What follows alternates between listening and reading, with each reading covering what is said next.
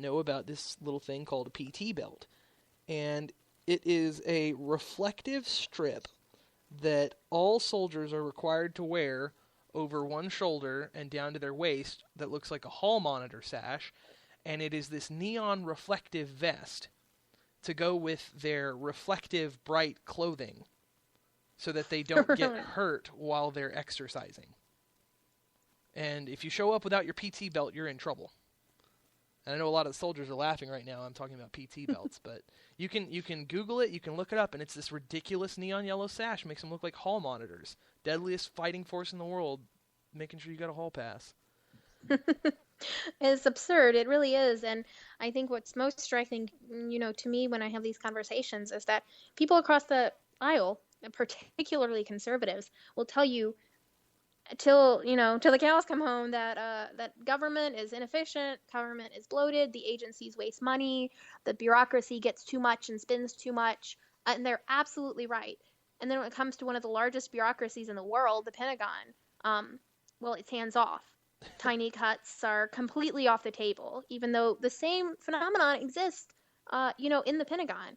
And they, like I said, go so far as to prevent military leaders from making the cuts that they want to, or modernizing weapons systems. And it all comes down to perverse incentives. A lot of these guys either get large military donations, and by military donations, I certainly don't mean, military members, but Northrop Grumman and Boeing and all of the companies that have a vested interest in keeping these programs alive fund some of their largest offenders in Congress. It's dirty and everyone knows it, and it just keeps going. Taggart Transcontinental.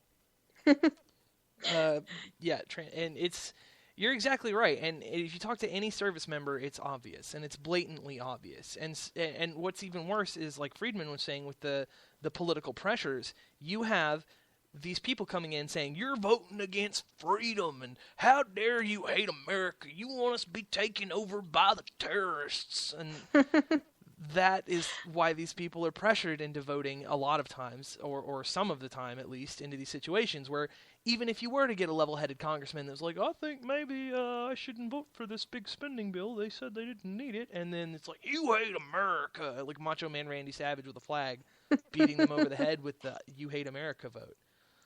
Oh, it's ridiculous. And I think that shows the need for the work that we're trying to do, because you have to rebalance those incentives. I mean, frankly, some offhanded campaign promise to cut spending matters very little when you're talking about millions of dollars in campaign money from Lockheed Martin. And it's not a theory. It may be cynical, but it actually happens. And it happens with some regularity.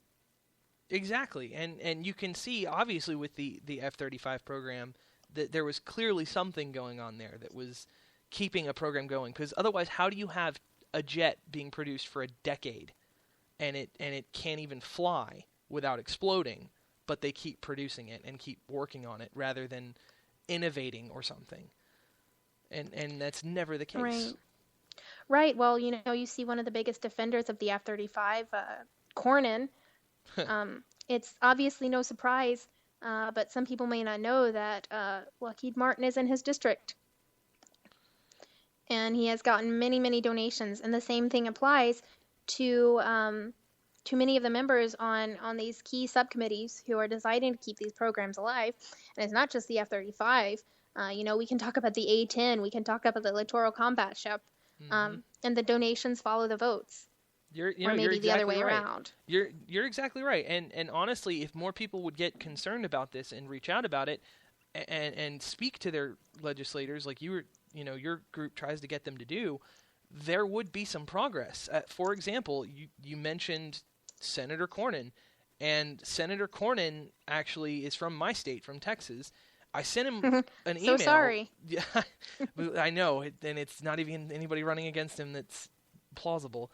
But I sent him an email, and he actually sent one back.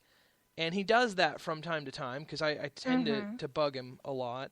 And I'm also in the media, and so that helps a little bit. But I sent an email when the USA Freedom Act came up for a vote in the Senate.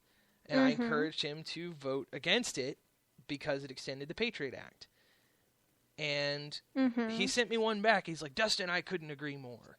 I did vote against cloture on this movement, and it's because we can't hack off our intelligence agencies at the knees, and we've got to give them the tools they need to fight terrorists, and if we reduce the NSA, that's what'll happen. And it was like, good God almighty, this person, and not even that, 60% of the American people don't support the NSA spying, and yet Mr. Lockheed Martin, and I might also note Boeing is in his district as well. There's a big Boeing, what appears to be an administration building or research lab of some kind in the Houston area.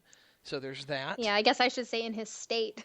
Yeah, no, I mean, I understand exactly what you meant. But, Yeah. Boeing too, and then several bases, and it's, I mean, it's kind of inevitable when you look at who he represents and a lot of the hawkish nature, especially of conservatives in Texas. Mm-hmm. But at the same time... Well, sure. Exactly. And it's, at the same time, it's not weakness to not support an exploding airplane for 10 years. Right. Well, and it's easy to get discouraged looking at this. I mean, frankly, anyone who wants to cut spending in any way at all is David versus Goliath. I certainly know my group doesn't have billions of dollars to throw at congressmen and senators, at least not yet. But the fact of the matter is it doesn't really take that. It doesn't require that. If you look at history, for instance, with taxes, we don't take a position on taxes. I personally, obviously, would take a position on taxes. But if you look at the history of that, a lot of what it took was just single issue grassroots pressure to the point where most members of Congress, no matter what their ideology, are scared to raise taxes. And they don't vote because they had a magic change of heart. They don't vote that way. They vote that way because they know they'll get held accountable for it. Exactly. And I think we need to it's time to do the same with spending. I couldn't agree more. And honestly, you've got... I know this is gonna kill me, and I've got the soundbite later coming up. But I'm gonna say one of the hardest things I've ever had to say politically. Okay, I have to take a deep breath. It's actually hard to say. Mitch McConnell said something fantastic this week. Hey, broken clocks, right? Yeah, it's exactly right.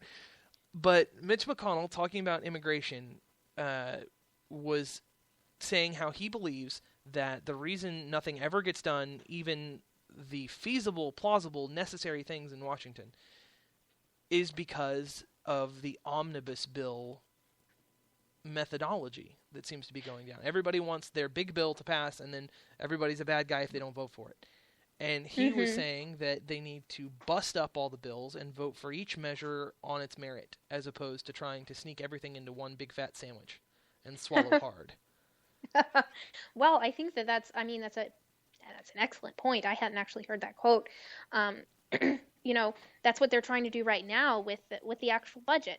They had months to do their jobs in the separate appropriations committees, and people in Congress just didn't. And you can point fingers at Harry Reid, you can point fingers at squabbling over crap that doesn't matter. I'm sure everyone shares blame, but they didn't do their job at the end of the day, and now it's going to be crammed in this weird combination of a continuing resolution, and then all of the other appropriations bills are cobbled together. And I mean, I dare say most regular people don't have any idea what either of those are, much less what's currently happening and how we're going to be sold down the road again. Exactly, and it seems like the American people get continually gut punched by these budget proceedings because it becomes, we have to agree so we can pass one big one and get it over with before we go home for Christmas. And yes. It usually results in recent memory, it's been the Republicans balking and giving in more than the Democrats, and resulting in what is an unfortunate turn of events in terms of spending more. Well, and I don't think many people would argue that, let's shut down the government is the right way to go. It's certainly not going to get any of your goals accomplished if that's the only thing. We want to get stuff done that can actually get done. But what's really sad when you look at it is the stuff that, the achievements that have been made in the past few years, minor as they are just going away. I'm sure a lot of people remember when they hiked the debt limit a couple years ago, and in exchange we got the Budget Control Act, and they were supposed to find cuts, and they didn't. And so we got sequestration, which basically lowered the Budget Control Act just a little bit. And then everyone freaked out and proceeded to ignore it and try to overturn it. Exactly. Exactly. I mean, even when they set deadlines for themselves, even when they set restrictions for themselves, it doesn't matter. They don't care. They just do whatever they think they need to do to stay in office. Keep growing government.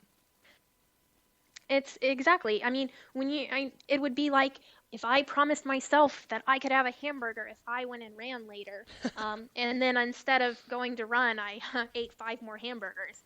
I mean, there you have the Budget Control Act and how Congress handled it. It was a wink and a nod and promise, and they broke it, and everyone let them get away with it, and that's what we're trying to change next time around. Exactly, and all it takes is just a little bit of frustration on behalf of the people. It doesn't take 2 seconds to send your congressman a Facebook message, or to write him an email, or call him on the phone and be like, "Hey, quit spending money, thanks." And that's all you have to do. And even if you don't talk to the congressman, if you bug staffers, be like, "Hey, stop spending money. Okay, bye." That's it. They write down the number of people that are calling, telling them to reduce spending, and that's all it takes. It's really that simple. It is, and a lot of these people in Congress, they don't vote the wrong way because they're bad or because they have bad viewpoints. A lot of them vote the wrong way because no one's there to tell them otherwise. If the only people you hear are people demanding more, special interests demanding more, it's hard to blame these guys. Not everyone in Congress is a policy expert. Not everyone in Congress comes from a legal background, and they get there and they get everything thrown at them, and there's no concerted effort to let them know that voters care how much they spend.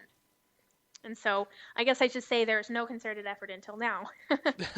That's true. And honestly, I think the hyperpolarization that's kind of come about, the increased political bickering, I feel like at least, has contributed to this honestly more aware group of Americans that are on social media, that are calling their congressmen, and I feel like that is ramping up a little bit, and that's why we've got Thomas Massie's and Justin Amash and even the conservative wing like the Rand Pauls that are being considered for the presidency, which had only been a pipe dream that somebody would come in and actually want to reduce